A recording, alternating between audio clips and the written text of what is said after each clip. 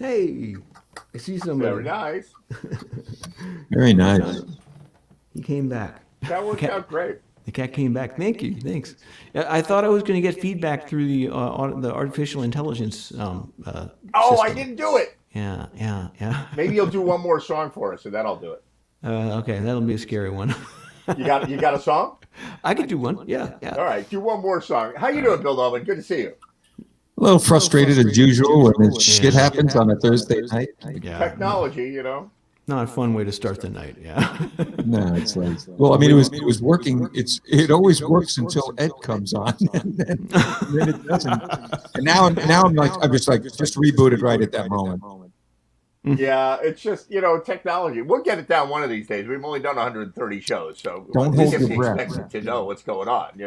But this is why nobody does it, is because it's hard. That's why bands don't. Not everyone isn't doing their own stream every month, and this kind of things because it's hard. You know, It's I'm the hard, Luddite of the crew. but it's good to see you all in the new year, and I have this whole checklist of crap that I do in order to get ready for the show, just to make sure that everything what works. Are you, a pilot? That's right. Flat down. Roger, Cessna, Putney, we're headed Throttle. 1-way-3-5. He's got his pilot voice going. All right, Will gotta Bear, get do that. another song for us, and then Okay, sounds good. then Here we'll we go. appreciate you using artificial intelligence. Thank you. Well, I promise. I need some, so. Yeah.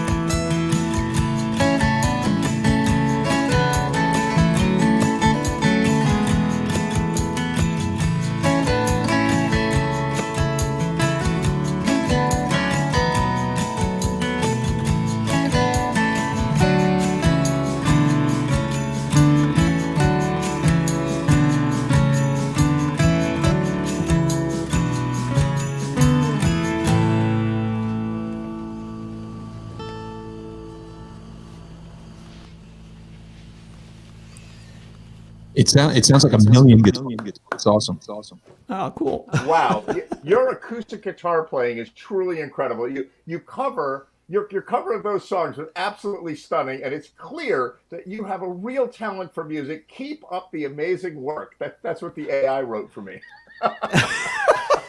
Wow. I was gonna say, geez, Ed's never said anything half that nice to me. Yeah. Well, because it's the AI, and the AI is much amazing. more skilled. It also wrote this. It said, "I'm blown away by your acoustic guitar skills. Your covers of those songs were masterfully done." And it was a pleasure to listen to you play. You have a natural talent for music. It really shows in your performance. Strumming.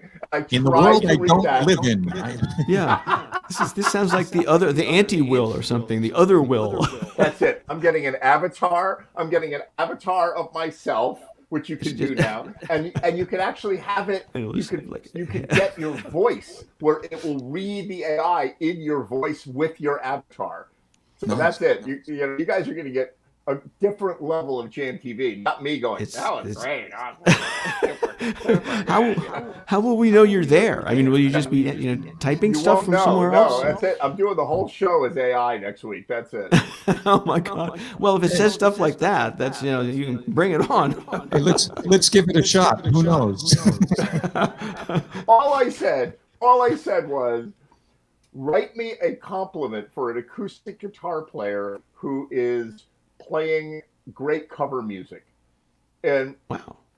it came up with all that? I was going to say, I was surprised that it came up and said cover. Like how did, like somehow it sits there and it's going like, oh, it's Here Comes the Sun. Oh, I get that, but like you fed it that, Yeah, you yeah, fed so the that's what I word. asked. You have to learn how to prompt, like I've been messing with this AI lately, and it's amazing. And what I'm doing tomorrow with my students at school is, and I've started doing this on my own, you could say things like, write me a song and give me the chords for the song. And it will write you a song and give you the chords. And, we've actually done some recordings already that. Yeah, so you use that becomes like the core of the song, and then you build the rest of the song around it. Or you just perform what the AI tells you, like your overlords want you to. Yeah, that's a little scary. Like the AI tells you to. Cessna 159. Try to get it right next time. Over. Right.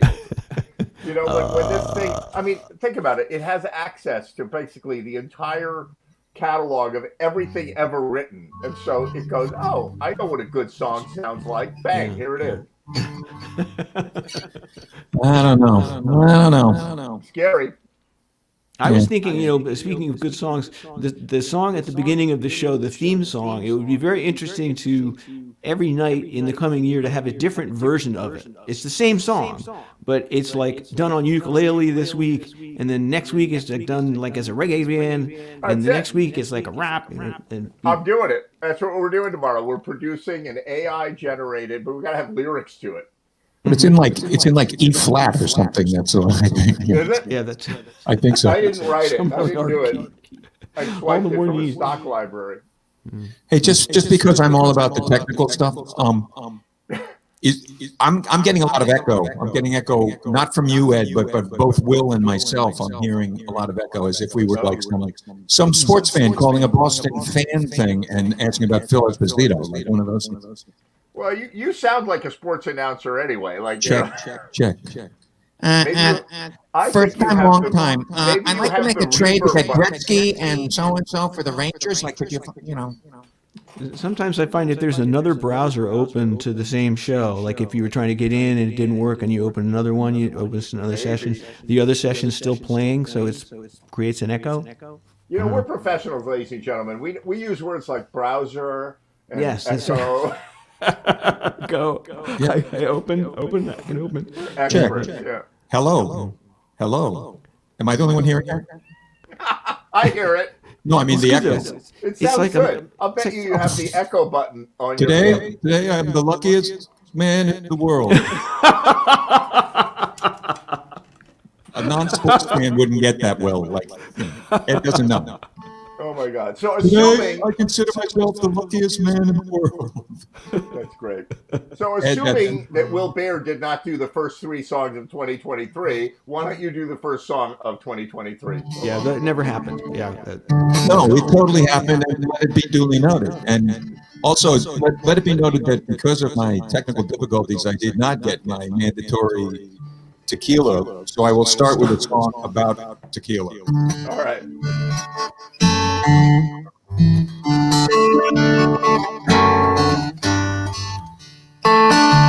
Everything sound okay?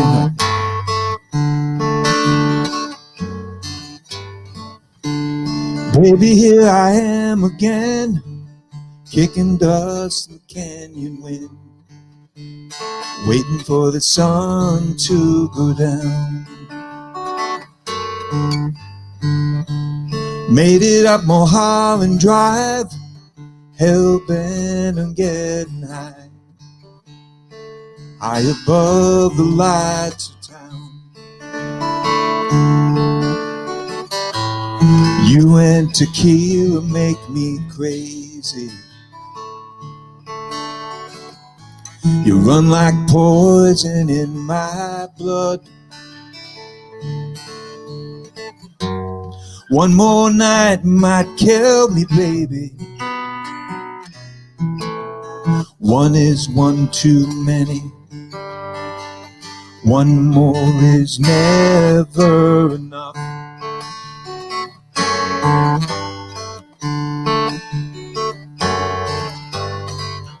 "30 days and 30 nights, been putting up a real good fight. There were times I thought you'd win. It's so easy to forget the bitter taste of morning left.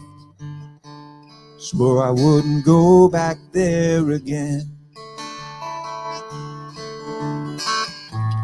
You and tequila make me crazy. You run like poison through my blood. One more night might kill me, baby. One is one too many. One more is never enough.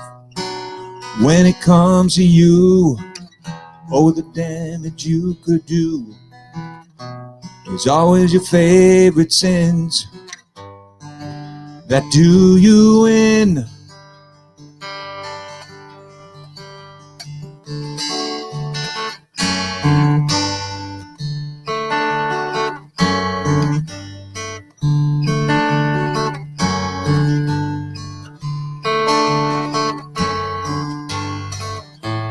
You and tequila make me crazy. You run like poison in my blood. One more night might kill me, baby. One is one too many. One more is never enough.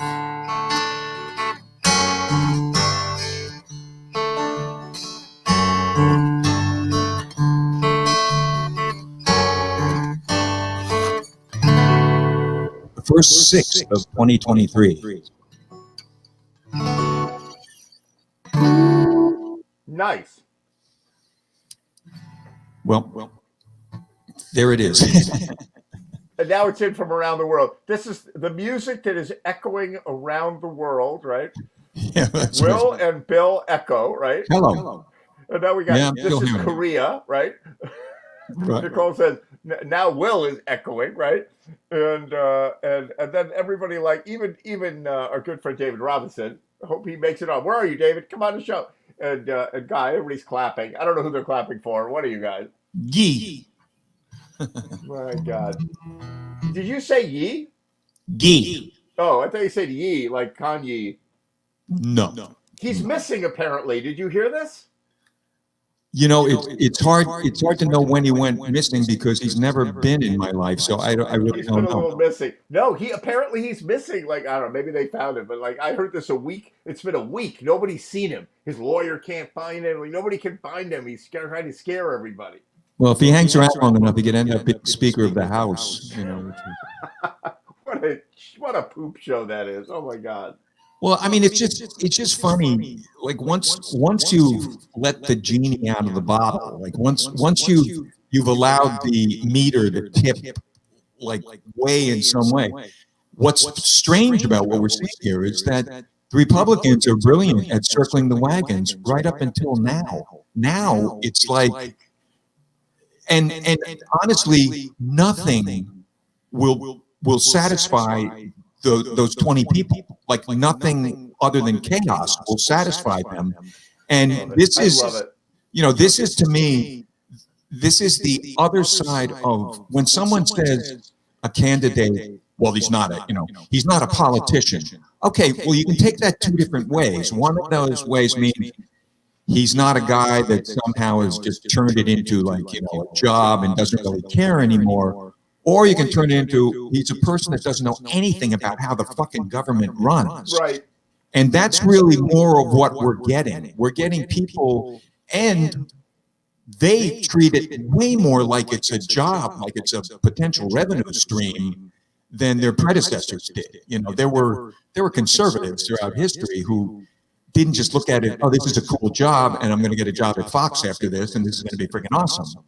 I mean, this is beyond a shit show. Right now, that funny lady who's become a C-SPAN star, the one who's a Democrat, and she's the one taking the role of each one of the votes, which right now, McCarthy hasn't passed 10 of them. There's been 10.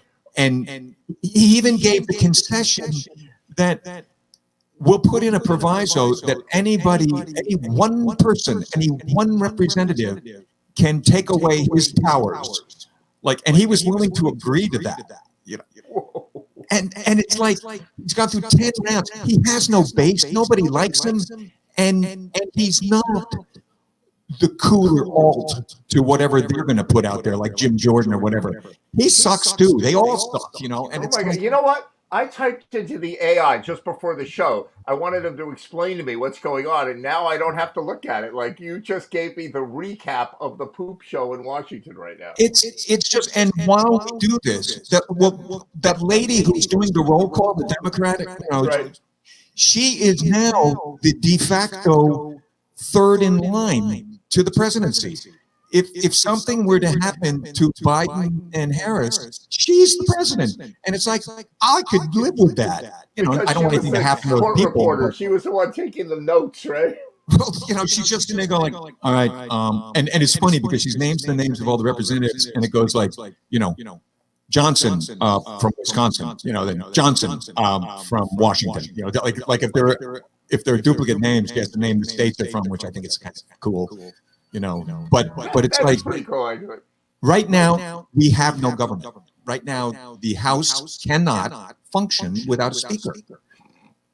Like we had one before. Well, we had. God, it's impossible to compare anything to this. In 1854, when Sumter from South Carolina bashed Calhoun over the head with his walking stick, that was more civilized than what's going on now. That was right in the chamber. It's just it is a poop show beyond poop shows. It really is. The House and the Senate, as much as the House, they are just a bunch of bumbling, can't get it done obstructionists. Like, they're just like, oh, we want to pass the bill to pay the government salaries? Nope, won't do it. Won't do it. Well, like, what? Well, the thing is the obstruction thing has switched houses. Now it's at the beginning of the chain. Now it's at the House. So you've got 20 people there who don't give a shit what we want to pay for this working cure for cancer. No. We don't want big government involved in our microbes.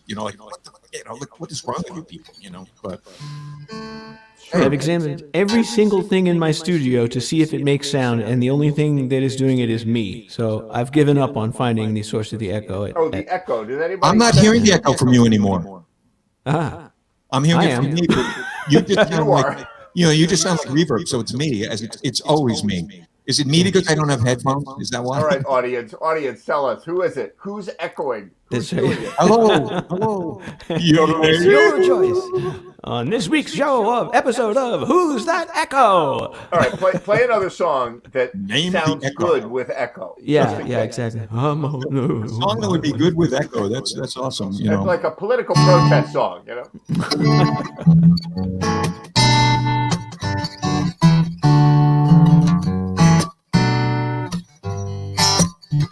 From my window nearly every day, I can see that girl go down the highway. Think she's trying to catch my eye. Standing alone, I see her drive on by. There she goes again with another guy. She was my girl not too long ago.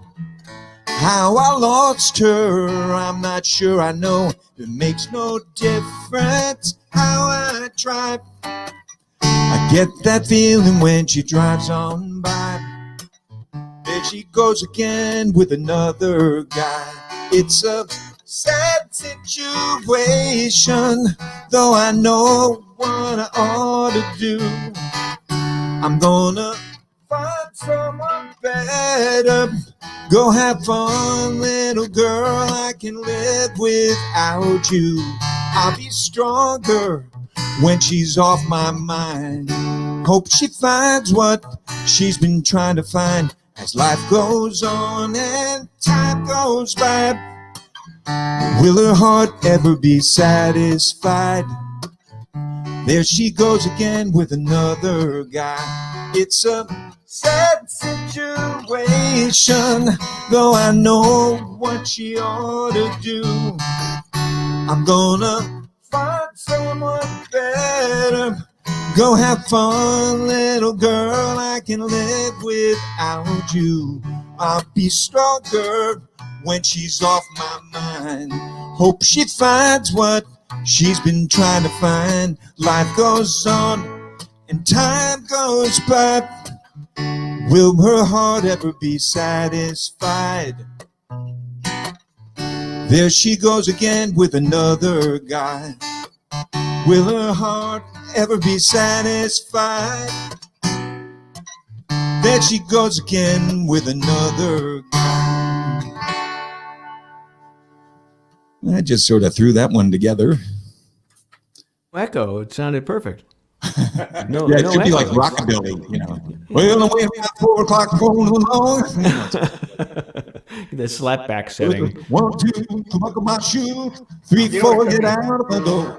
While it's gonna get them. That's funny. It's Do like, some like that surf rock. Like who did that? Dick Dale or whatever? Dick Dale, sure. It's like a massive echo going anyway. You probably, now, do you play surf stuff, Will? what'd you say? I thought what? Do you play surf stuff? Surf music?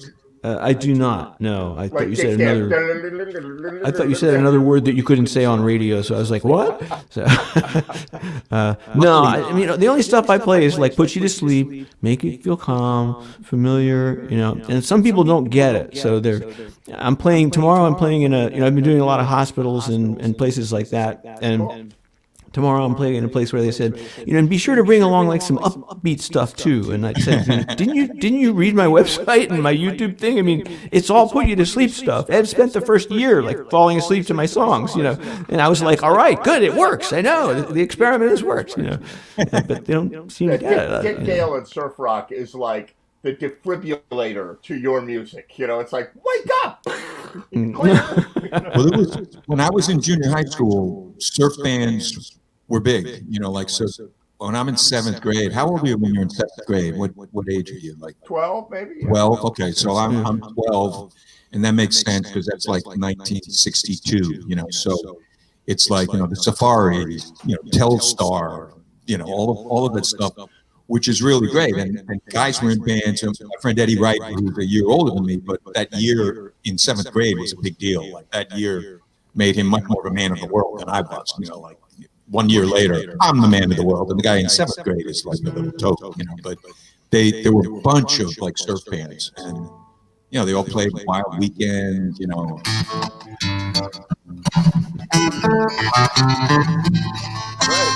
Like that stuff. And that stuff's like fun, you know, and like you learned a lot about music through it, you know. But so did Beach Boys, like, did they take that on, or did they innovate that? Like, where they were they took it more into a vocal place, you know, like they took, you know, they sort of took that Chuck Berry and then just the genius of Brian Wilson. They combined all of that and put it. I was actually going to play something, but I'm not going to. But there's a couple of Beach Boys songs that are just, you know, he's just so friggin' musical, you know, like his chord changes are crazy. His bass notes are never, you know, they're never on the one, ever. But you know what? Something about their music sounds so familiar and simple. Yeah. One time I was doing a wedding with the Blues Patrol, right? Yep. And, you know, we do Blues Brothers stuff, and Blues Brothers stuff has its own little weird twists and turns and unusual arrangements, whatever. But they said, you know, we're big Beach Boy fans. You have to play 5 Beach Boy songs. We're like, no problem, right? So we get a rehearsal together, and we try to learn the Beach Boy songs, and we can't do it at all. Like, we can't. We're like, wait, what just happened? Like, it modulated 6 times in the first 4 chords. Like, it was like, what's happening? There are songs by the Beach Boys that I know the song. I know the song well. And then when I try to play it and sing it, I can't find the note on the bridge because they've made a transition from B minor to E flat or something. And it's crazy. Yeah. And I've had to make notes on stuff and just put the word A, you know, like that's where my note is. Like if I get this part, I'm okay. But it's like, and that's brilliant. And I just love that, you know. Like, you know, and yet it sounds normal. It sounds easy and normal, and it modulates 16 times, and there's harmonies going. It's like it's really wild. Beach Boys. They're a fun band, you know, because they're, you know, if Mike Love had his way, they would have been just an oldies band forever.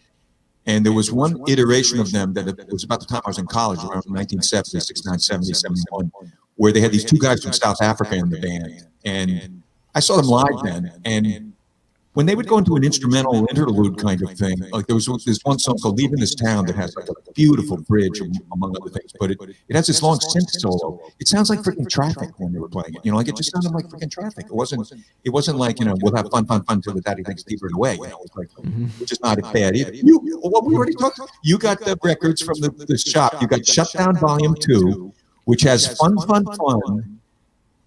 Don't Worry Baby, and The Warmth of the Sun. Like those 3 songs are really a brilliant cross-section of how great Brian Wilson is. And for those of you who don't know what he's talking about, so I was at a record shop, I don't know, a week ago, and it was a little tiny, like I pulled into the parking lot, and it was so little and tiny, like it was in this like little strip mall where it's not really clear, you know, like they're making crystal meth over here, and they're like there's like a legal bar here, like, and there's selling pizza to pedophiles in the place next to it. Right? You can't tell what's going on in this place, right? So, and I was like, which door is it? Like, it's like you go through like a weird door, and you open the door, and it goes a staircase going upstairs. Like, that's not the door, and you're like trying to find the door. And it's called Valley Records in Vernon, New Jersey. It's a little tiny town, and I ski there. There's a ski area, and that's where I ski. So I was like, oh, a record store. And I went in, they said, okay, you can go into our closet where we have, they got to have 1,000 records in the closet. And they're like, you just got to go through them, and you can fill a crate. And I go, what do you mean? And they're like, fill a crate. Here's a milk crate, and you fill the milk crate, and that's $20. I'm like, okay, but it wasn't like if that record store was in New York or here, all these records would be gone, you know? Yeah. But like what he does, he has very limited shelf space. So he puts records out, and if they don't sell for a year, he's like, all right, I'm never going to sell that one. And so he puts it in the B room. It doesn't mean it's bad. It's just well, I mean, all of the vinyl stuff is just, it's 100% about condition, you know, like, because particularly if somebody has invested, like, I don't know, like that Victrola that you have, I'm assuming that thing's probably higher tech than half of the things. Even though it's simple, it's probably got a better stylus, and so it's probably got features to it that are better than the old KLH that everybody had back in the day. Or That's right. But let me tell you this. Let me tell you. So I was always a guy who had a stereo with a turntable, and I had a good turntable. Yeah, good speakers. I had Bang & Olufsen for a while. Oh, yeah. I had linear tracking, and I had Techniques and a Pioneer. Like it was a big deal to have the right stereo gear, right? Yep. This thing popped up on my news feed. I must have said the word record or something, and it popped up on my news feed for $20 for a Victrola record player with speakers built in, which are really lousy. And I just wanted to get it to show my students who don't believe me. I tell my students, we used to own records, and we take these plastic discs and we put them on a machine, and you put a diamond in this spiral that went around the whole and they're like, what are you talking about? Like they've never seen or heard of a record. So I wanted to bring it to school, and then I saw this record player, $20 at $20 for 67 records. It's a home run. I can't believe it. And you got some great. I mean, you really got some great stuff. I thought that it was like a grab bag. I didn't know that. At that time when I was commenting on those, I didn't know. But you chose well. You got things that were. Yeah, no, I mean, it was like I went through one of 3 closets to get that. So I'm going to go back and you held up some great stuff last week. Yeah, there's got to be another 1,000 records there. And so I'm gonna go blow another $20 to get another crate. At one point, I had a record player that the top of it was a plastic thing, and at the top was this, the cover of it. When you unhooked it, it was the speakers. They went out like that in the turntable, which it's genius. I don't know that it was high tech, but in the beginning, who the fuck knew anyway? I can remember the first time I came back from Caldors. It was the Blues Magoos Psychedelic Lollipop album. And when I got home, I'm like, oh, fuck, this is in stereo. I don't want that. It was like, I didn't even know what it was. It was like, it's like, would it play? Yes, it did. Psychedelic Lollipop. Play us another song, and then I'm going to bring my good friend Dave Robinson on. I wish I knew. Blue skies smiling at me, nothing but blue sky do I see. Bluebirds singing a song, nothing but blue skies from now on. I never saw the sun shining so bright, never saw things going so right, noticing the days go hurrying by. When you're in love, my, how they fly, those blue days, all of them gone. Nothing but blue skies from now on. Blue skies dawning at me, nothing but blue skies do I see. I never saw the sun shining so bright, never saw things going so right, noticing the days go hurrying by. When you're in love, my, how they fly, those blue skies smiling at me, nothing but blue skies do I see. Bluebirds singing a song, nothing but blue skies from now on. Surprisingly optimistic from me. Change everything to blue here. Dave. Very nice. Very nice. Hello. Hey, David. How's everybody? Good. So we've been through this before, right? You're a Chargers fan, right? And my son is also. Yes. Yeah, we've talked about that. Yeah.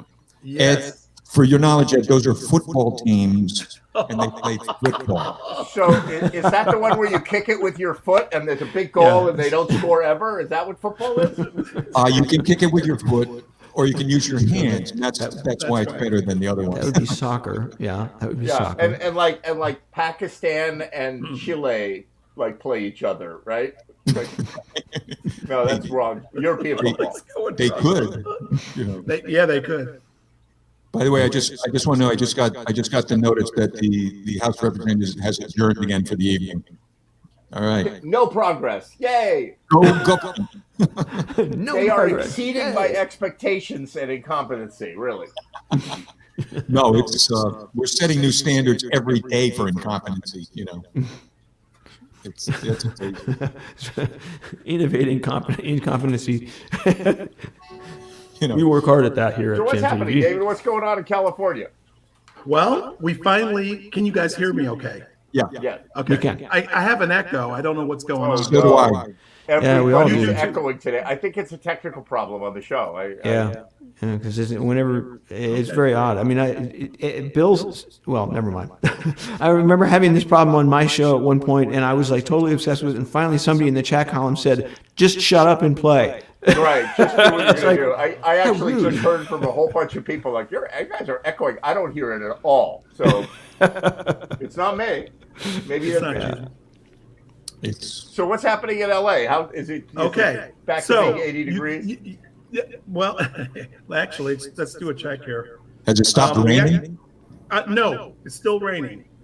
You're like the Steve Martin character, like the weatherman in whatever movie he played that. He was like, today sunny and more sunny, Exactly. and sunny in the Yeah. valley, and sunny at 80, and here it's sunny, right? Okay. 58 degrees. It's like, And the rain stopped right now, but it will start back up again. Oh, wait a minute! You guys got your butts kicked for some From rain? vortex, right? Yeah. Yes. Oh, so how has that been? Up north has got it real. They got it really bad. So mudslides. they're dealing with it. Yeah, I know. Wow. It's And then all of this is translating into snow, like Correct. further, in Utah, the top 4 snow places are all in Utah, and Alta's had 300 inches. They've got 300 inches already. yes. And the rest of them all have 200. Wow. yeah, it's weird. Out in California, a lot of when you go slightly inland, the dirt, it's almost like it's hard packed clay. And so it's like hard. You can't even dig it with a shovel. They have like stuff to like bang it out. But when it gets really, really, really wet, it just becomes like sludge, which is why mudslides are happen so quickly, especially after wildfires. So it's not a great place to be when there's a lot of consistent heavy rain. So time to go up to Canada, visit. Oh, I think I'll go to the Poconos. Try to figure out where Ed Nice lives. in the Pocono. We had a 60-degree day yesterday. Yeah. I should have taken a Segway ride. I didn't go out on my Segway, but I did. I wanted to tell you guys I did enjoy the show last week, even though I wasn't on it. The family went to the movies, and when I came back, the replay. So I got to watch oh, it. good. What did you see in the movies? Avatar. And good, bad. Mm-hmm. Yeah, okay. It's a tough time for a Californian to be seeing a movie about water. So wait, so did you like the first one? How about that? Yes, You definitely. liked the first one. Yes. Okay. Yes. But I like without the first saying, one. I'm sure the effects are amazing.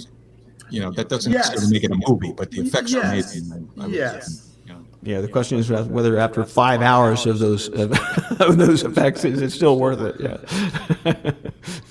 I'm exaggerating, obviously. It's like, but no, isn't it no, long? that's- It's like 3 hours or something. Or, It was. Yes. yeah, We should turn GMTV into a movie review show. Yes, Albums that's a great and idea. Movie reviews.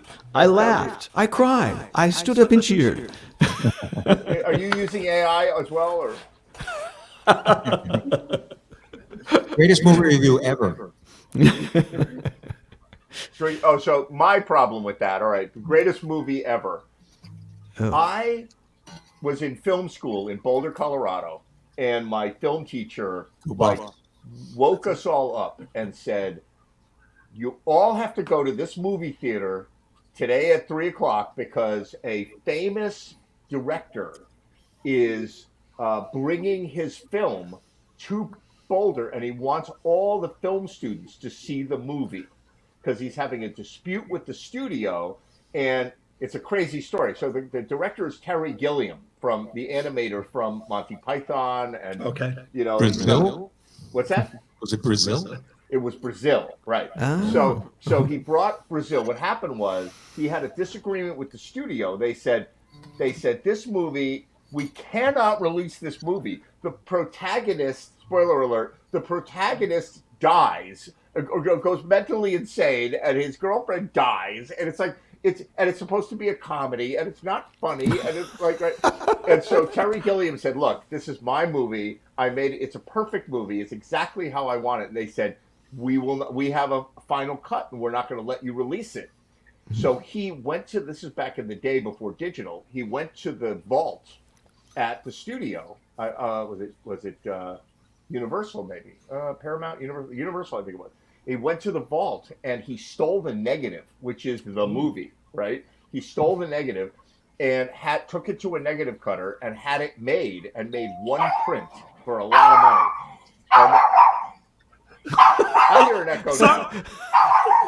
Is there an echo in here? And Bingo was his name. Oh, And so, right. So I have no dog. I'm muting. So anyway, so he took the print. He went to all the film schools around the country and showed us the movies and said, "Don't ever do deals with the studios. They suck," and whatever. And so he took it to like 30 film schools. And I sat literally next to him. He was sitting right next to me during the movie. And he was like, "Watch this part. Watch it." It was like the best experience I ever had. And that became my favorite movie. Now, the problem is it was a weird movie. So in the years after that, I'd like go out on a date with a girl. And she'd be like, "So what's your favorite movie?" And I'm like, "Brazil." And she'd be like, Oh. Exactly. because it's a very weird movie, right? Now, of course, everybody's like, "It's genius, it's amazing." But for like 10 years, the general public was like, "That's too weird. I don't get it." And it was basically about what's happening now in the world. It was That is weird. That is too weird.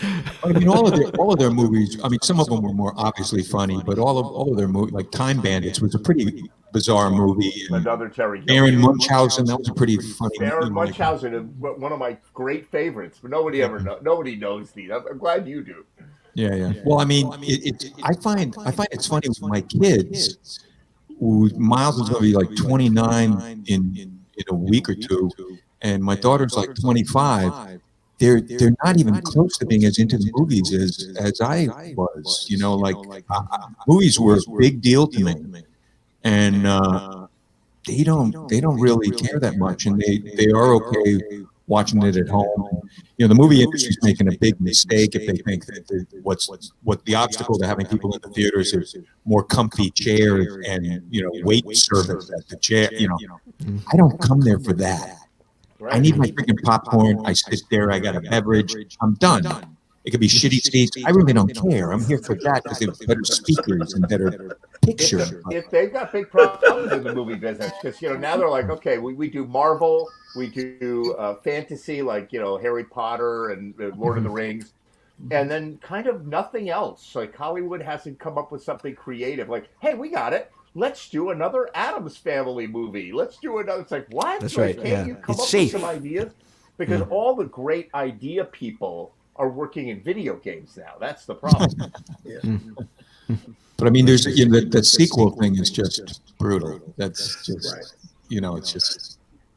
And But then, also, you know, I think Netflix and Amazon and all of these independent, you know, these streaming services having their own content, I think, has stolen a lot of talent and good ideas and stuff that the studios aren't even smart enough to move on, and taken even more away from them. So they don't have a talent pool. They don't have any ideas. They don't have anything. Right. But I mean, you know, even before that dynamic happened, I have no pity for the movie industry. I'm sorry for the people that are out of work. I'm sorry for the people that can't, you know, I'm sorry for that. But they shot themselves in the foot. And frankly, you're more likely to see something on Amazon Prime, you know, on Netflix, on Paramount Plus. You're going to see something better on those things than you will see in the movie theater, because it's not getting stepped on by 50 brand managers. You know, it's like, here's the movie we want to make, and not for nothing, we got stars in it. You know, we got people that want to do good material. Right. Because it's all blurry. You can still win an Oscar on like a freaking Netflix movie. You know, you can. It doesn't matter. That's right. Well, you know, what used to happen was if you did not work for a studio, if you didn't have the money and the means for production, now you could go shoot this with a $7,000 camera, and it's a feature film quality, and, Right. and it's on. It used to be you needed the lights and the studios that had the connection to the power grid, or it's all you can produce on your laptop now, and that's what's happening. And the stars, I've heard a bunch of interviews with famous stars who are saying, we're not just actors anymore. We are actors, writers, producers, Yep. and directors. You have to make your own things. You have to write the movie for yourself and get it funded. And so the studios are like, no, we're not doing that. So they're like, fine, we'll go over here and do it. Well, it's funny. I was talking to a guy last night, a guy named Preston Beal, who's a friend of mine, and I had a gig at Rory's, and he was there. And the gig was funny because there weren't a lot of people there, but it ended up lapsing into he and I having a conversation kind of like this, and then I'm playing songs in between, and I'm playing songs that are actually coming out of the conversations, and then the people are there. Format. Oh my God! It was like 100. It was like 100% request, like whatever they want. I'm like, yeah, I'll play that, whatever. It was funny. But at one point, he was talking. His family moved from New Canaan to L.A. And when they moved there, and I said, well, you probably were okay with that, right? He was 13. And he said, yeah, definitely. I went to California and it was great. And he was very music centric. And he talked about passing the Capitol Records building, which, it's that iconic stack of pancakes, like that iconic building. It's almost always blown up by aliens when they attack LA, it's like that thing. And it's like, he was saying like, I just wanted to get a job sweeping the floor there or doing something. And, I just didn't have, the guts or whatever to do it. And I said, oh yes, that building, that's where the people who worked there passed on the Beatles the first time around. It's like from the beginning, these companies have no clue. There have been boneheads. There's a legacy of boneheads in American show business. I mean, the U.S., Capitol in the U.S. had to, recut the Beatles albums. What the fuck were you thinking? It's like you couldn't hear that and say like, you were holding that to the same criteria you were holding, and I love them, Paul Revere and the Raiders, or like whatever, or Gary Puckett in the Union Gap. Like you're holding them to that criteria. It's like you don't hear the freaking that there's something going on here. Like their take on what their album should be. It's not up to your freaking standards. It's just laughable. I'm sorry, but I just have to change the subject because it's all about me. I always feel like everything that goes wrong is my fault. Like Hitler invaded Poland, it was my fault. It's just everything. So I keep feeling like this echo thing is my fault, and like I'm like fiddling with stuff in the background and like listening to someone and changing and turning stuff and like typing stuff to Ed, and it's not my fault. I have to get that out there. It's really troubling me. What's great is I'm not even experiencing the echo thing at all. So you get used to it after a while. It's kind of like maybe it's me. I'll just shut us off one by one and see who's responsible. I think everyone but you, Ed, has echo going on here. Yeah, Ed's the only one who doesn't have it. He's echo free. Yeah. I'm echo free. I wonder. Torpedoing us? I don't know. It's maybe the AI has something to do with it. I'm going to remove myself, and you guys talk and tell me if the echo goes away. Try this. Okay. This is awesome. It's perfectly clear. Wow, it sounds actually beautiful. It did go away, didn't it? There is no echo at all. There's no echo. It's you. Absolutely none. It's you. It was like. It was almost too damn dry when you went away. It felt weird. Yeah. What about now? Is it gone? Hello. Is the echo gone? Hello. Yes. It's our echo is gone. Yes. It's gone. What does that mean? I'm using now a it's new back. pair of headphones that has a weirdo jack, and the headphones were doing it. My God. It's been jacked off. Oh my God. But it's now back. No. And it has a longer delay time. Is it back? So once you think you found the source, it fools you. Oh my God. All right, hold on. Wait a minute. So now I don't have my thing. So forgive us, audience. We're gonna figure this out. So that hurt your audio, Ed, though. That hurt your audio is less now. All right, so hold on. Let me see if I. I'm hearing a repeat on me now.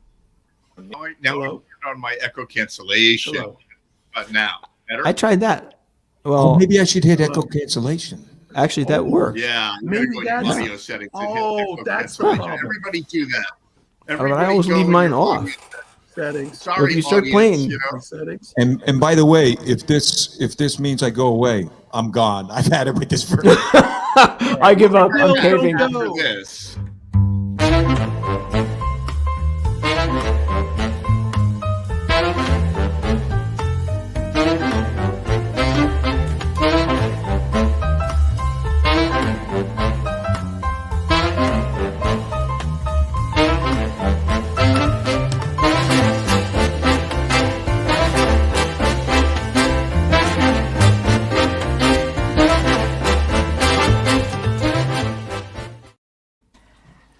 Hello? So was I supposed to? My echo cancellation was clicked on. Uh-oh, Yeah, mine too. So I- that wasn't it for me then. I have a feeling. You guys Okay, wait. remember? Yeah, David, you haven't been on the show that long, but you guys remember back in the beginning where we couldn't get the shows to work at all. Like Yeah. it was a It was- fiasco. The video was out of sync and the audio was out of sync back in the olden days. You know, it could very well be there's just some sort of weird server glitch this week. We don't Yeah. know. It was kind of, and that was at a time when there were like 800 people watching. That's right. It was the like internet was broken. That was the problem. That things would be going fine, and then nobody could get on the internet, and the internet couldn't push the data through, and everybody was doing Zoom calls, and there was other stuff. There was Like all how kinds of how many people are actually listening to this right now? a whole ton. the great thing is Come on. that You don't have to tell us that, but look how many. well, You know? the wonderful thing is that it's Are hard there to add 20 up people? because there's two different sides of the fence. Hey! You know? I says there's no echo. No echo. Thank you, guys. Woo-hoo. You know, We did it. Are there like 20 people listening? a little echo. No, well, on you on it's very hard to say because Facebook underreports for me. We probably have 50 people watching, something like that, and then a lot of people watch it after the fact. You know. Yeah. Okay.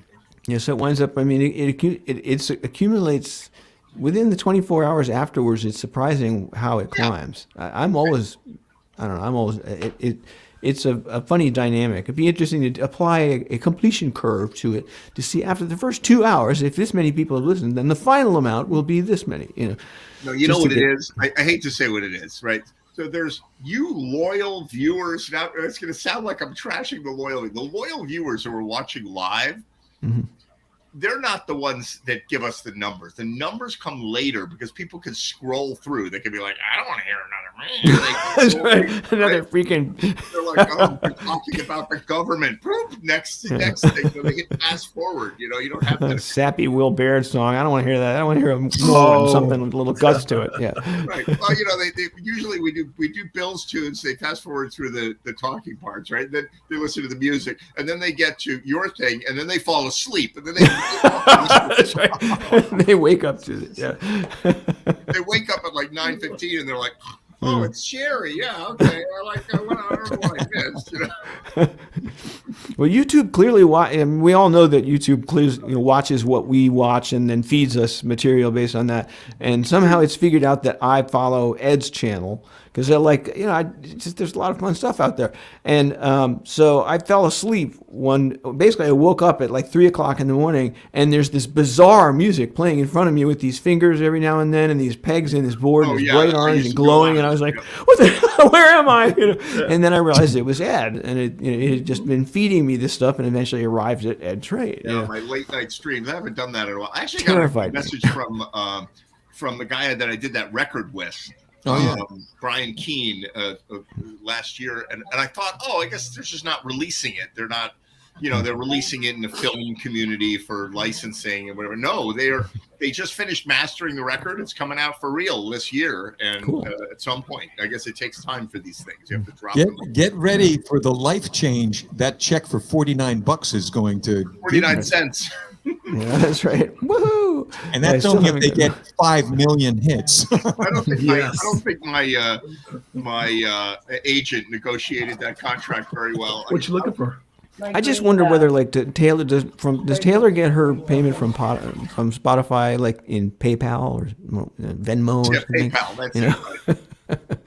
Okay, you've had 200 billion hits. That'll be $10,000. Here you go. You know. I got nothing but You know what? respect for anybody who There's gets the money other they have coming ways to that them. they make money. They're not on the number per million thing. They're not on that, even though they would get pretty wealthy doing that. They're on some different formula for making money that we don't have access to. Well, it was funny because last night, when we were doing this very interactive show, like it was conversation and people and all this stuff. And then one lady at the end of the bar was, she would say something, and I would sort of, if somebody was talking about something, I'd go, oh hell, and then I'd play the song they were talking about, and it was kind of funny. And she's like, well, who did that song? And it was literally the song "Wait" by the Beatles. It was like, it's been all going away, and she goes, oh, the Beatles, and she goes, I don't know that one because they're not on Spotify or something. Like it was like that kind of a reference. It's like It wasn't like there was just an innate, I know everything that's going. It's funny, even in a world where Spotify and AI think that they can make a suggestion to music that you like based on something they know you like, and to me they're so off the mark usually for me. It's just, I'm not that extrapolate. You're probably too eclectic for them. This is the problem. It's if too you broad. have a refined musical taste, then they're not going to be able to figure that out too well. If you're like, well, I like Britney Spears and I like Christina Aguilera and I like whatever, they're going to give you what you like. But because I'm way too eclectic for Alexa. I'm like, Alexa, play Sons of Champlin. And then they'll play Sons of Champlin are only available on the old Boogie network on Right. Here's something that's kind of like it, and they play like the Monkees, and I'm just like, why? Like that. How do you think it's like? I wanted the damn Monkees. I'd ask for the damn Monkees. Exactly.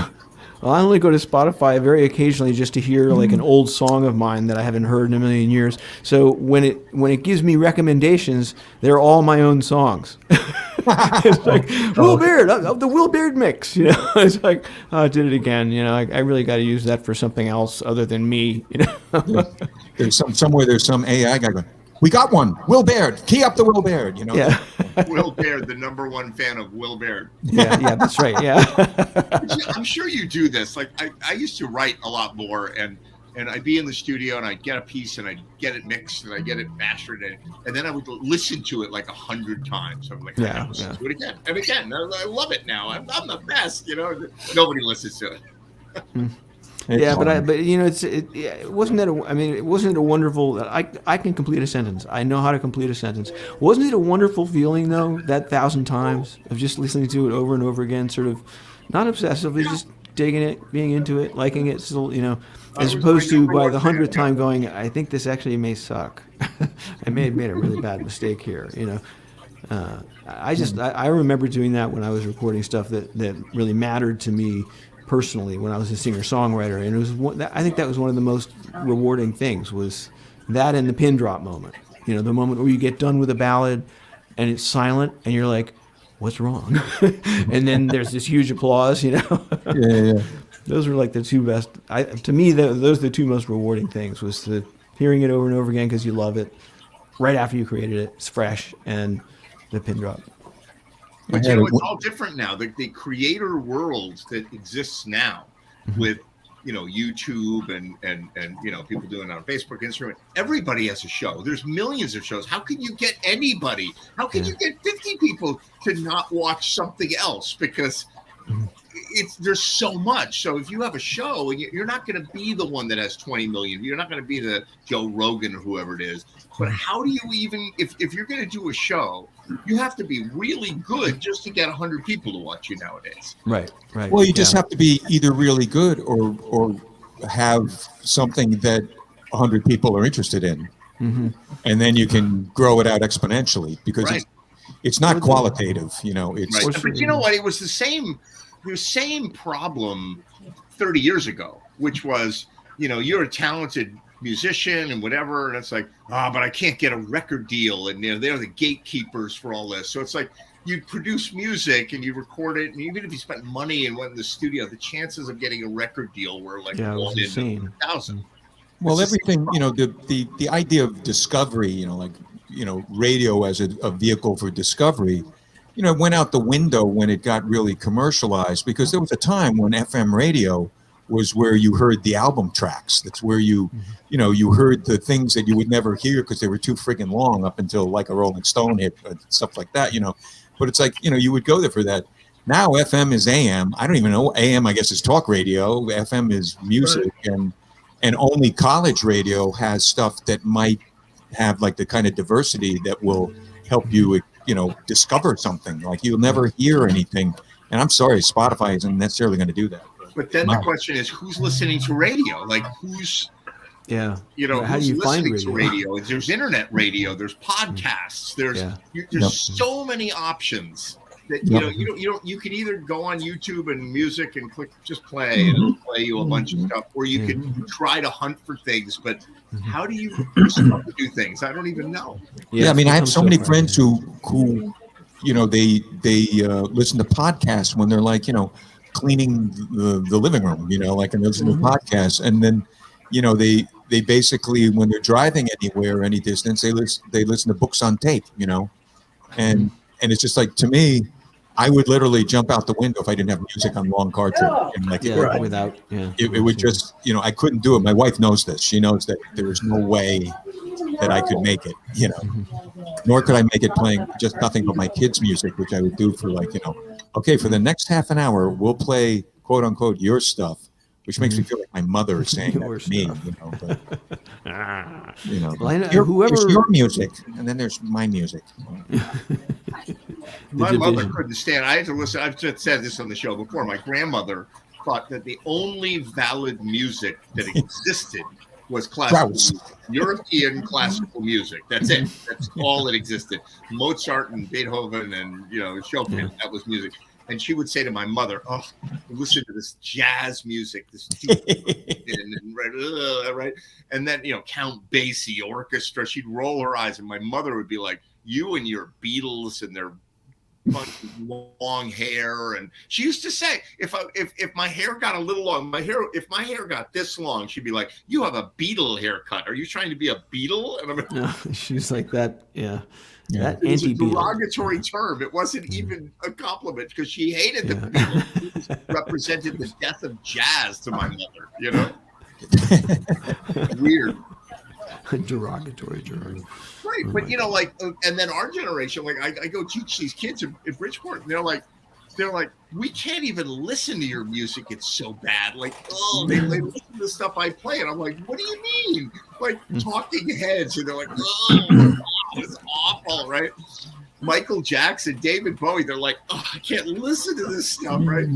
And then I feel the same way about theirs. I listen to their music. I'm like, all right, try to keep an open mind. But the difference is, Ed, you're right. I've always been right. That's obvious. No, that's why you're the teacher. Yeah. When my mother used to give me crap about, my music, your music, that kind of thing, I said, Mom, I like Sinatra. You got me pegged wrong. I like Count Basie. I like Beethoven. I like, I wasn't a big fan of Benny Goodman, but even I like that a little bit. The big band stuff I wasn't as much into, but it's like that other stuff. It's like, I don't know, stuff that when the producers were totally calling the shots, to me, it just becomes, it's kind of like the Avatar movie, where it's really, if you extract the effects from it, you don't have a movie of much. Right. Like it's kind of, it's a mind-boggling sensory thing, but is it a movie? Yeah. Okay, is everyone here seen on, I guess it's either on demand or something, it's a 7-episode show called The Watcher.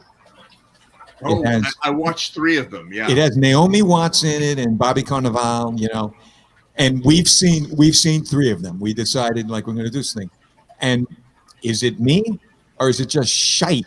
And it's just like a, it's just like the typical horror movie. The call came from inside the house. Run, like,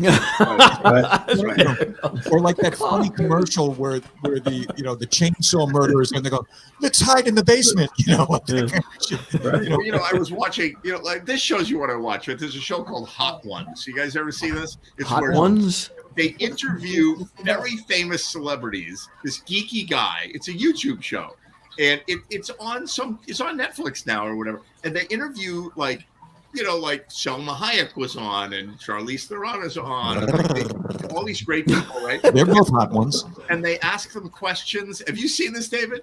They ask them questions about their career and about the serious questions. But as they're answering the questions, they make them eat progressively hotter chicken wings. They start out eating like a little worse than Tabasco, and they end up with one called the bomb. It's like 1 million on the Scoville scale. Okay. And they're like, oh my God, right? But anyway, it's very funny actually, because you watch these stars become unraveled. By the end of the thing, they're like sweating and dying and coughing and drinking milk and soaking their mouth in ice and whatever. But they ask them serious questions, right? And they were asking Selma Hayek about this subject. And she said, you come into a studio and you're having a meeting and you want to get your movie across and you want to get it made. And by the time it goes through the different people at the studio and through the agencies and the stars or whatever, to get it made, you have to compromise so much that it isn't the movie you came in and told me about. Mm-hmm. And you still want to get it made. They're like, well, you want to get it made, but it's got to have this and this and this in it. You're like, it's not my idea. Yeah. Well, I always thought when I got into advertising, in retrospect, when I looked at like how the creative process would work there, and it just got progressively worse. In the beginning, quite often, creative was, if it wasn't king, it was a highly anointed prince. It had power. It had something. And in some agencies like BBD&O, the head guy was a creative guy, and creative. That's why they did Pepsi. That's why they did great stuff. So I always likened it to being kind of like a version of Walter White. Like I felt like I was a drug dealer, and the drugs I was presenting were pure. They were straight from Peru or Colombia. It was fucking great stuff. And when the guys got finished stepping on it, nobody got high. After a while, they thought eventually it would get to the guy who, in the beginning of my career, you would be presenting to the guy that you wanted it to get to. Yeah. Now there was like a buffer of these toadies in between, brand managers and that kind of thing. And when the guy saw it at the end after it had been stepped on, he just thinks you suck. He doesn't understand that it's the freaking process, and that may I share with you the storyboard of like 4 months ago? You might find that more interesting because it's actually coherent. Right. Because Timmy and Chucky and Tiffany process of creativity. Yeah. That would actually make a really interesting segment. Would be like a 5-minute episode of a show that showed a song being written. How songs are like co-written by 3 people. Well, how exactly did that come together? And someone came up with some idea and said, and they always evolve in some different way. Yep. How does that happen? And there've got to be some interesting stories in there. What's a funny thing? Like again, last night. This thing at Lawyers last night was actually entertaining. Like to me, I was sitting here going like, this is sort of fucking entertaining in some way. So my friend Preston, he was saying, he just poses like a thing like, how did you feel the first time you heard Elton John's first album? And I said, I absolutely could see this guy has got something going on. And, he played that stint at the Troubadour, and it was just like a career maker. And I said, but that being said, his second album, Tumbleweed Connection, is my favorite album. And then he went on to talk about how he took a cross-country trip with his wife to look at potential landing places for Act 2 of their lives, or Act 3. And they didn't find it. They were like, we're going back to Connecticut, But anyway, they had that on like a CD in the car. They had Tumbleweed Connection, so they listened to it a lot. So he said to me, and like this song and that. And I said, I love Amarina. And he goes, I love My Father's Gun. And I go like, oh shit, I'll play that. So I played My Father's Gun, And when we were done, I said, it's kind of funny because Elton kind of got the Civil War dynamic a little off here. It was kind of like a little too, he was talking from a Southern perspective, but then talking about, when the war is over and justice is done, like it was kind of, it's not like it's woke. It's just, it's just kind of off, as opposed to The Night They Drove Old Dixie Down, where you see that there were hardships on the Southern people, as well, as well as, they're getting their stuff, pillaged by the Rebs as much as they are by the Union and all this.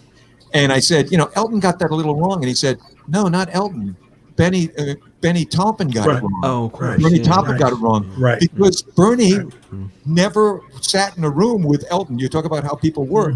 He handed him the lyrics, and Elton wrote the song. And it always went that way. Lyrics, song. So it's like Elton's just like looking at lyrics. He's writing the song. It's a brilliant song and all that. But it's like, wow, that's got to be. I mean, is there any writing team ever that worked like that? Yeah. I mean, there are people that worked like that in COVID, maybe. Yeah. But not like with that kind of a career with 40 years of amazing songs, number ones and all this stuff. And they never once sat in a room together and worked. You'd be surprised, collaborators not getting together. You have rock and rollers that do duets with people. They never met them. The tape showed up and they sang their part and they got released. But they didn't necessarily write the song. Like a lot of times it's just, like, I don't know if Stevie Wonder and McCartney got together or Michael Jackson and McCartney. I don't know if they were together doing, I don't know, but it's oddball to write because they, again, they started in 1969. Right. That was long before a lot of other things were even possible, Right. Now it's much more common because, and a lot of it's COVID, a lot of it's just, there's no money in it. You're basically self-funding. So you'd like to take travel out of the equation and lodging and, equipment. Whoa.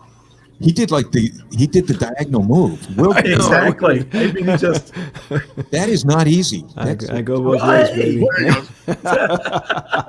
Actually, you know what happened today? I was driving today. I was listening to Spotify, and there's some list that they made for me, which is like usually not right because sometimes I'm researching for a DJ gig I'm going to do, and sometimes I'm teaching in Bridgeport the kids. So their idea of what I listen to is like, no, they some weeks they get it, some weeks they don't.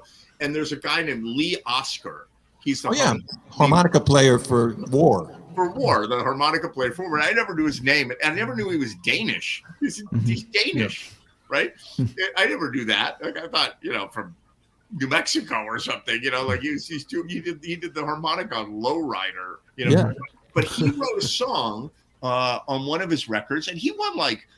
Greatest musician of the year or something in the 80s, I think. He's a serious guy in and of his own. And he wrote a song called San Francisco Bay. And I'm listening to the song and I'm like, oh my God, that's a who did it? Some big rapper did it like 10 years ago. It was Pitbull, right? Did a song called Timber. And and it's fast paced and it's got this harmonica line, right? And I'm listening to this song and I'm like, they just sped up this guy's song and made this Timber out of it, right?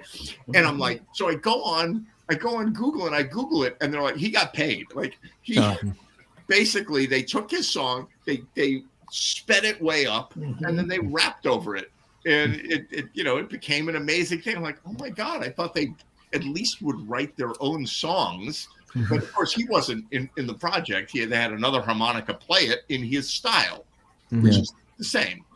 I just think that a lot of hip hop, a lot of rap, it's music is basically an ingredient. So you basically create a recipe which you don't know what it's going to be, at the end. But you start with the drum beat from the guy in the Famous Flames. Then you get like some David Bowie snippet of something. Then you get something else.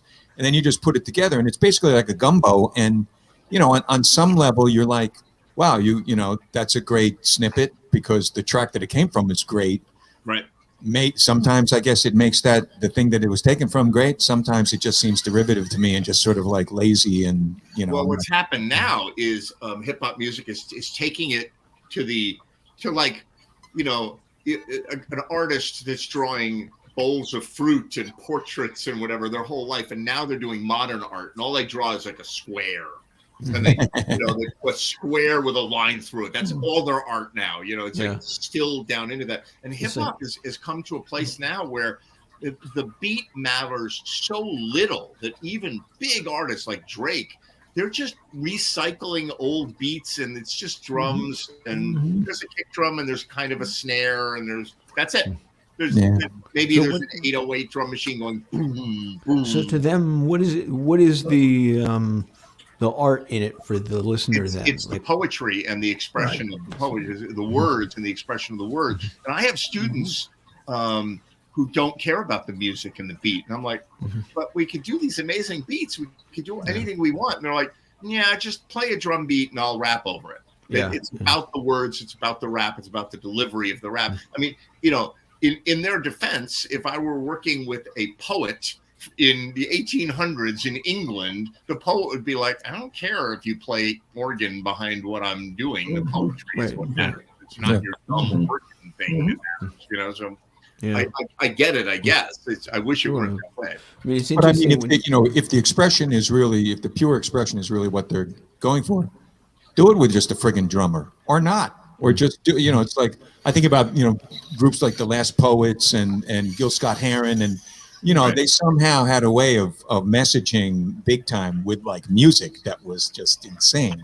I mean, Last Poets, I love listening to the Last Poets, it's, Ed, can I don't know enough about the copyright issues. The story you told me about Eminem, I don't know if you remember when we were on the phone 2 or 3 weeks ago. Can I try to describe that? And you can go ahead. Ed was telling me about some software that he's found and some stuff that he's found a way to do to strip away parts of a song. So, for example, he played over the phone for me Eminem singing or rapping a song, and there's no song behind him. It's just his vocal, if you'd call it that. And it's reached the art has reached a point where you can say, now we recorded that, we mixed it, we finally we put it out. Let's take out the drums, and you can just do that. It's I've got a $50 software Mm-hmm. package that I can remove any instruments I want and the vocals completely from a piece of music, and it's very good. It's not perfect, but it's very, very good. I mean, they just, the re-release and re-recordings, in quotations, of the Beatles stuff that's being, it's being, supervised by Giles Martin, who is George Martin's kid. And they have some software that they got through Peter Jackson, the filmmaker, that they can take these mono tracks or things that were like bounced down they had 4-track and they bounced 4 things on 1 track, 4 things. They can now kind of effectively separate this stuff. And I mean, that's insane. And the stuff, I haven't heard it because I don't have really the audio equipment to appreciate it on, but like the new Revolver that was just done. And you talk about songwriting process. Well, like you listen to the process of Yellow Submarine. It's insane. It's like I heard it on a radio. I heard it on like WFUV. They were playing. It starts with John's demo, where it's a depressing song. In the town where I was born, everyone hated me and fuck you. Like it's like that.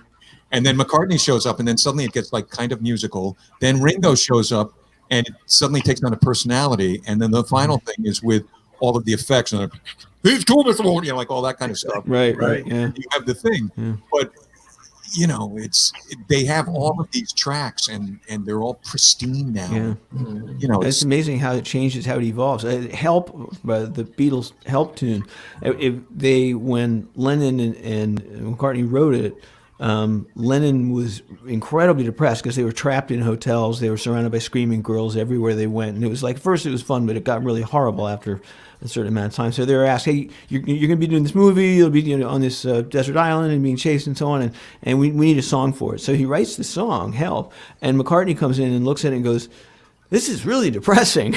I mean, this is like, we got to change we got to have a very different melody if you're going to have the lyrics that sound like this." And I have a version of it, and it's like a very mournful tune, because when you really listen to the lyrics, this guy's going like, "Help me if you can, I'm feeling down,"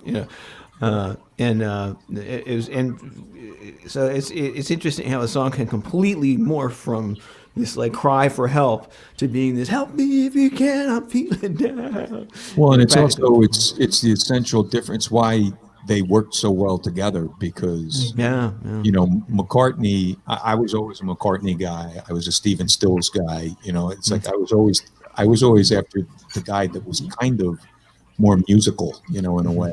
And I just find that what McCartney brings to the table, if they didn't have that, it would have been very different. If he were not in that band, it would have been extremely different. We're going to bring our other Beatles expert on the air, Dave Platt. There we go. Dave and Van's spokesman. I'm going to take one step back and we'll get back to the Beatles. So Bill had asked the question about what's the art, or what's the deal with hip hop, and why aren't they making their own drum beat, or why is it so derivative? And so you have to go back to the roots of where it came from, and it started with block parties in the Bronx. So you have a DJ. He would have two turntables so that he seamlessly switch in between, one song to the next.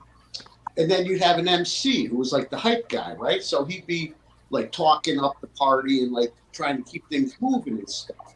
And so what it was is it evolved into these guys having their rap that's going on over Donna Summer or whatever the hell was hot at the time. And so it's always been derivative. The raps have always been over somebody else's music. Well, not always though, because Grandmaster Flash wasn't like that. Grandmaster Flash had original tracks, like they literally, It evolved. They got a hold of 808s and synthesizers, right? And songs like The Message and electric guitar. Flash has no sampling. That's an entirely original piece, So yes, Grandmaster Flash. Curtis Blow, same thing, And Grandmaster Flash did not rap on a single Grandmaster Flash song. Was it Melly Mel? Yeah, it was Melly Mel who did all that stuff. And so, hip hop is something I've followed since it found its way up to Connecticut. Here in Norwalk, over by the hospital, there was a little record store called Hill Records. And 1978, 79, 1980.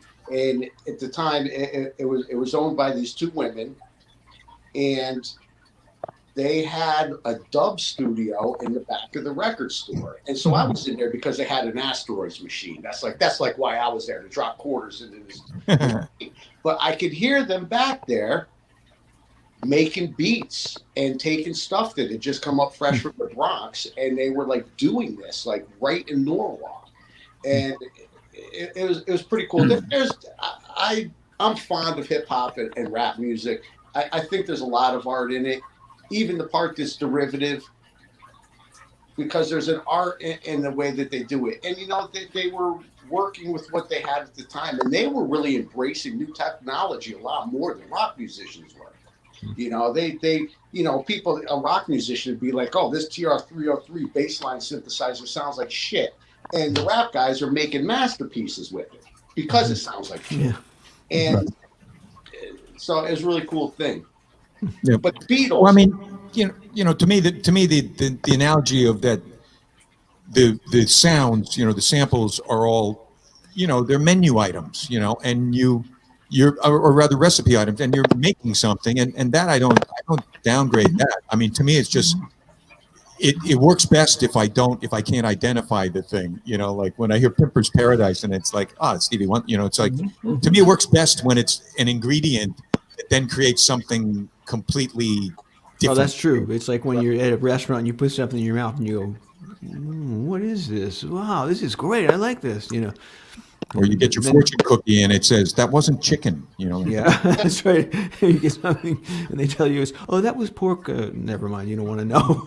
My dad grew up on a farm. I know all sorts of animal parts you don't want to know about. Anyway, moving right along. So back to rap music. Beatles. Beatles. Back to the Beatles. So they had this remaster campaign going on. So I've been buying all the records as they've come along. And some of them were a waste of time. Like, there was no need to remix Abbey Road. There was nothing wrong with it in the first place. And the remix, other than making some things that were in the background a little more prominent and pushing some things that were prominent a little bit more into the background, it's more of a rearranging. Sonically, it's really not that much better. They did a fantastic job with Sgt. Pepper. That came out amazing. And if you have a system that you can hear it. I mean, do you have a good system? You must have a good system. Yeah, good enough. I mean, by audiophile standards, I'm still a schlub, but by your average person standards, I have a nice stick. Right. So, Sgt. Pepper came out really well. Let It Be, the whole Let It Be release that they just did last year, to me, I found it incredibly disappointing. My favorite release of that record was actually the Naked release, where they took all the Phil Spector shit off of it, and it sounds fantastic. That's a really earthy. It's if you get a chance, or if you don't have Let It Be Naked and you like the Beatles, that's the version of Let It Be. And again, that's what McCartney wanted. Like he wasn't present when the strings were put on. That wasn't his idea, And the whole Giles Martin thing and all this software that they're using is so controversial because all the purists are losing their shit. But you know what? The thing is, you have the old records. Who cares? Yep. You know what's fun? The soundtrack that, again, Giles Martin worked on this, that has sort of mashups that was done for that Broadway. I mean that is Las Vegas show, Love. Phenomenal record. That's one of my favorite records. Yep.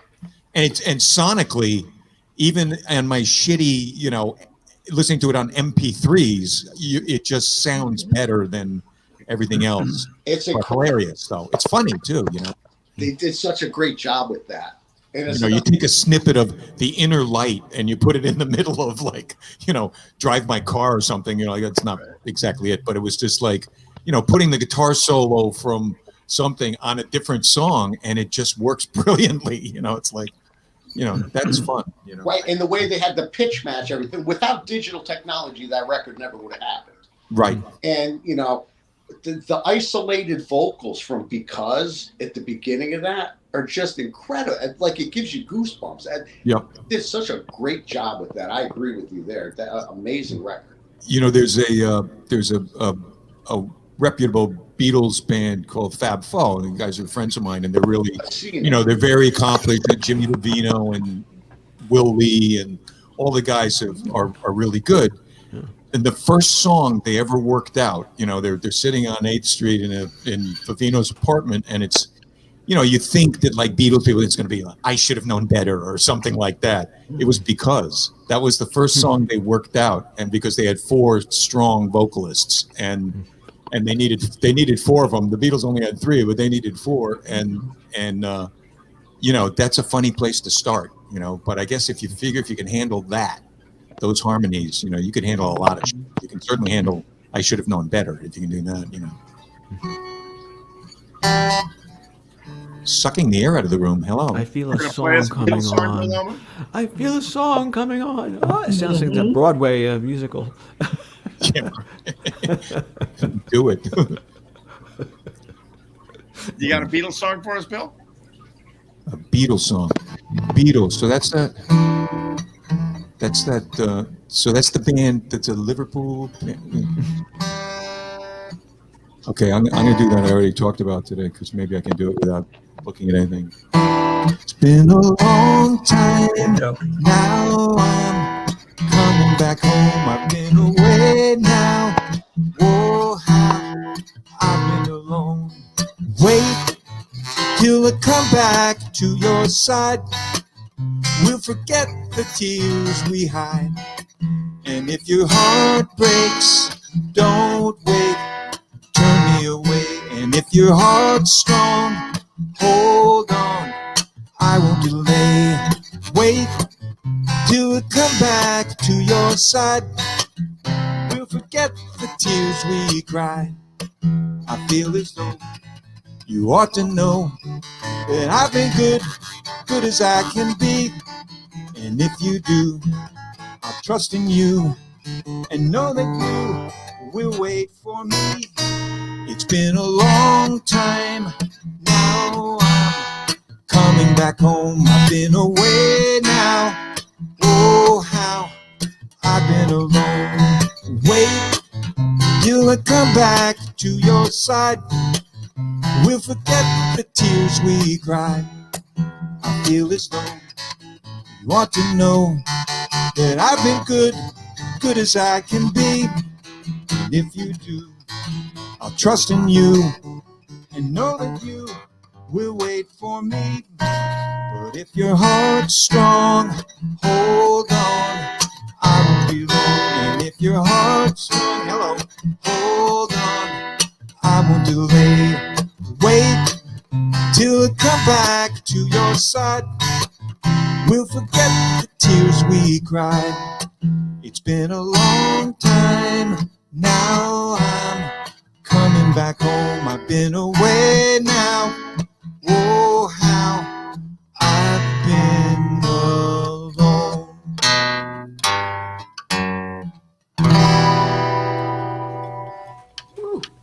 Beautiful. Thank you. That's a good song. Very cool. Nice choice. Misses those harmonies, though. I mean, their singing is just off the charts good. Yeah. And when you hear that, when you really hear had to sing, you really had to hit the notes. well, and when you hear, there are millions of, there's millions of things that you can hear of them that are stripped down, stripped out, whatever. You hear their vocals like the Candlestick Park or something. Like they're playing in a place where there is, I'm pretty sure, zero stage reference. Like they're playing between two Vox columns that you might play with at Magic Pie Company. Like they're like two, like basically like what they played at Shea Stadium with, which, you wouldn't do an outdoor show at a park in Norwalk with what they were playing with. And yet they're freaking spot on. And a lot of that is just, to me, it's the difference between bands that work like they worked, that time in Hamburg, that hunkering down all together, living together, playing 4 shows, 5 shows a day, doing that for years, like certainly a year at least. And, you come out of that, you're like a full form grown up freaking musician that can really do stuff, and, the Rascals were another thing, when Dino died recently, it's like, there's a band, when they hit the scene, they were like men, like I saw a lot of bands, but they were like 3 guys, no bass player, a Hammond drums, and a guitarist was kind of a comper, like he wasn't like the stinging guitar player of the day per se, even though like mid 60s, but still he was perfect. The whole thing was perfect. And Dino, Dave, Dino was just he was more fun to watch than any drummer. He was like, anyway. Alrighty then. Wow, it's almost time for me to head to that turkey meatloaf I have ready. That's right. Ooh. Almost that time. So, Dave, what's your favorite Beatles stuff, Dave? Oh my God, I love the Beatles. I love it all, Ed. Actually, all of it. And it's hard for me to do with Will. Once again, copyright infringement. There's some I can drum along to, and there's some they pull the plug on me, But I love all the early stuff, obviously, and I do love the solo stuff too. But yeah, I love the Beatles. And first time I ever heard the Beatles was the first day of first grade. That went to at assembly. My homeroom teacher who played accordion played "I Want to Hold Your Hand." He's the guy that led you down the path to destruction. That's it. Homeroom teacher with the accordion. People say to me, "Oh, it's because you're Austrian that you play the accordion." No, it's not. It was Bedford, New York, at West Patton Elementary School, and my hippy dippy rock and roll playing, curly haired, big fat guy homeroom teacher was an accordion player. So that's what brought me into it. Ed, I have to thank Bill, Ed Sullivan. I have to. Yeah. He brought a lot of stuff on. Oh man, it was beautiful. February 1964. Here were sales of guitars in America, and then February 1964, bing. And because you'd never seen the band in front of house, right? Like the band was, you're seeing Pat Boone, and the band was either a track or not there, so exactly the idea of just seeing the band, which obviously became like, yes, of course, well, how else would you do this? But it wasn't like everybody was doing that. And so do you know the date? What was the date that they were on Ed Sullivan? It was February something, 1964. Definitely 60. Yes. It's Yeah. such a weird mashup And it was- between what you said last. Oh, I'm sorry. I think I interrupted like 3 people at once. Sorry. It's my fault. I told you it's my fault. Hitler. That's a Hey, gift. the whole, That's a gift. You have to make an impact on this show. last week you were talking about. Now I'm going to forget what I was talking about. Last week you were talking about Bill Graham and how he liked to put together bills that would like introduce people to like stuff that they weren't expecting. And when you kind of think about it, it's kind of a weird thought. But Ed Sullivan really wanted to introduce to something new and different, and and some of the stuff he brought on was pretty odd, Yep. But it's sort of 2 different versions, 2 different guys trying to do the same thing, and one of them is like in a suit and very tight, and the other guy's like, hey, I'm Bill Graham. Just kind of interesting juxtaposition. No, I mean Sullivan.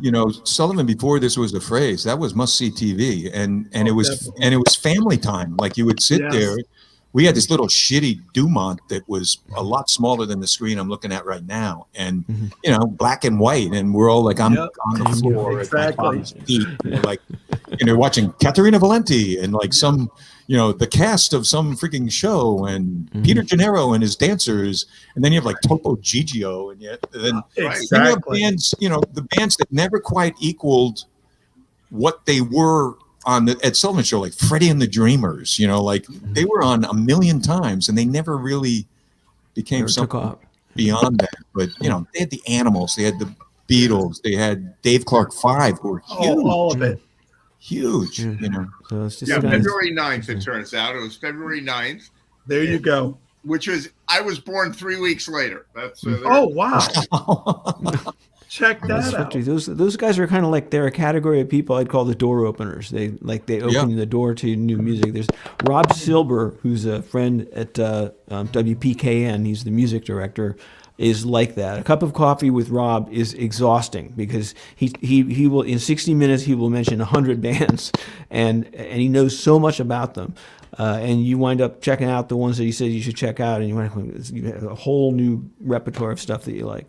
And the thing with the Beatles too on Sullivan is that the country was in a little bit of a funk because JFK had just been killed. That is correct. On November 22nd, of the previous year, and there was still a lot of residue. So the idea of seeing something poppy like "I Want to Hold Your Hand" or "She Loves You" or something like that, it kind of hit a chord that wasn't a bad thing, and happy faces. And, despite your parents thinking like their hair was long, at least they had on coats and ties. I mean, exactly. Good one. Well, a little did they know what they'd be doing 5 years from then. Yeah, right. Yeah, I love that happy music of the Beatles. When they came out, of course, I was a kid. I was a little kid, and I was listening to Beatles, and I liked Octopus's Garden, and I liked Maxwell's Silver. There you go. And, all the ones that had that kind of those kind of songs, and then songs that were heavier or that were darker. I was like, my little brain, my little child can't get around this. Way later that I appreciated that. Yeah, it was. I mean, there was a lot of competition in the very beginning between them and the Stones, and you couldn't deny the impact of the Beatles because the Beatles were just something else.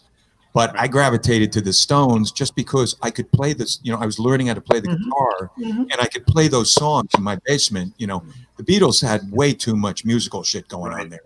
And I couldn't listen to the Stones. When I was in those days, when I was a little kid, the Stones was too nasty for me. I was like, it's gonna burn my little soul. I can't take it. Too overwhelming. Yeah, just too much.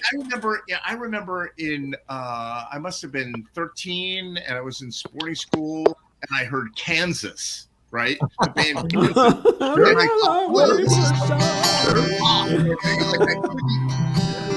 That song maybe, but there are other songs that were grinding guitars. I couldn't, it was too much for me to take. Yeah. I remember thinking, I can't. And then a year later, I was like, wait a minute, now I got it. I'm ready for this. My testosterone's kicked in. They did that song "Wayward." Yes, that thing. Yes. All I remember that thing is that's when my son went through the. What was that thing called? Guitar Player? What was it? The little software thing? Oh, Guitar Hero. The game, yeah. Guitar Hero. The thing where you would play Guitar like Hero? the digital Guitar Hero, yeah, Guitar It Hero. was- Yeah, right, Yeah, Guitar yeah. Hero. And all I know is that was one of the songs on Yeah. it, and I was like, Miles, I could teach you how to actually play that if you want, but it was like You're playing on a guitar. I couldn't do that. I couldn't do that at all, like it just my brain wasn't wired that way.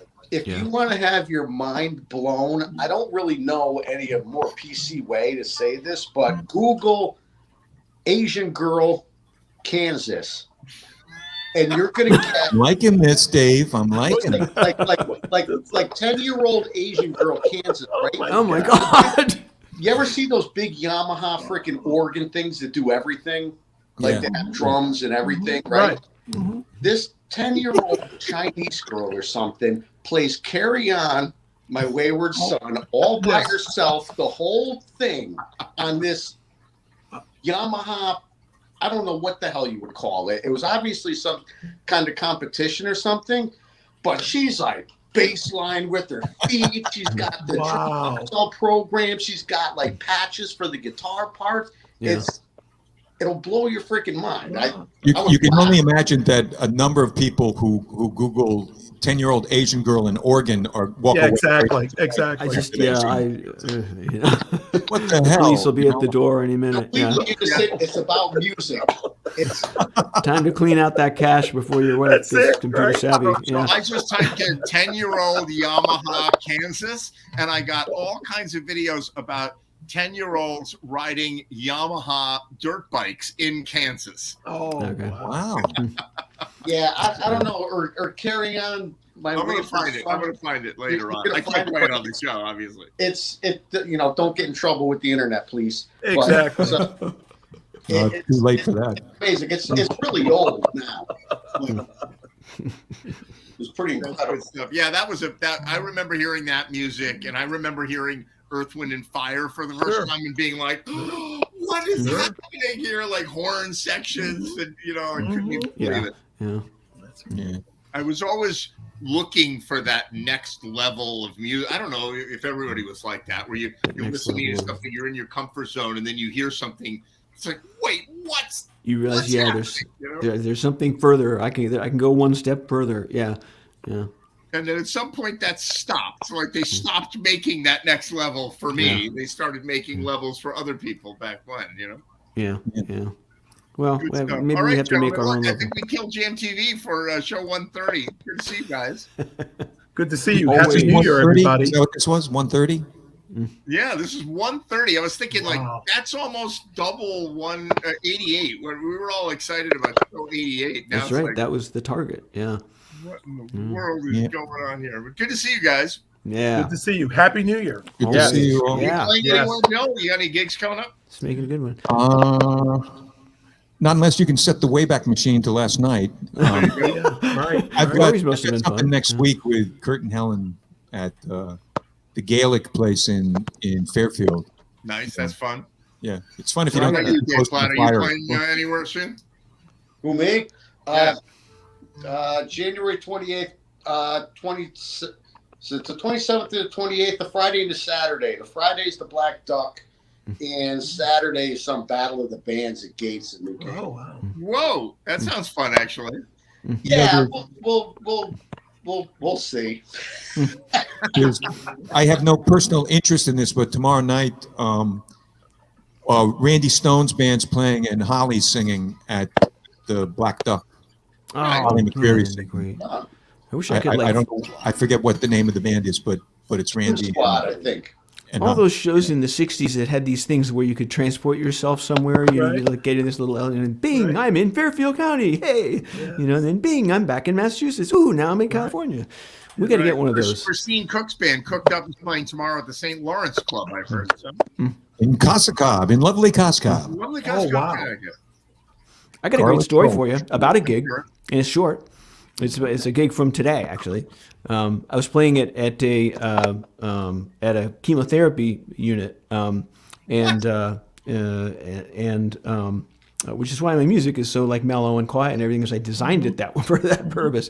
And I tripped and fell on my back, and it was like right in the middle of the main lobby of the hospital. And it was like one of those really embarrassing falls where you literally do like the arms in the air, like whoa, and land on my guitar, on the case. Oh, and I'm thinking, oh my God, it's going to be so embarrassing. All these people are going to be coming around me. And nobody stops. Everybody just keeps going by, and I'm thinking, I'm in a hospital, And this one guy leans over me and goes, "You okay?" And I go, I think so. And I try to get up, and I'm something's not right. I'm like, tired or whatever. And I go, I don't know. And he says, "Here, let me give you a hand." And he reaches down his hand, and he's got the band that they always put on you when you go to the hospital, right? Right. And the guy lifts me up. I mean, he doesn't give me a hand. He picks me up, and I get on my feet, and I'm kind of like, and he says, "You okay?" And I go, "Yeah, I'm all right." He says, "Good. Hey, you sounded good last week." And he turns and walks into the chemotherapy unit. That's nice. Wow. Oh, wow. That's So a it's like- great Very cool. story. Yeah. That's a nice gig too. Cool moments. Unbelievable. All right, gentlemen, have a great evening, and thanks for being on GMTV. I'll see you next All week. right. See you all later. Okay.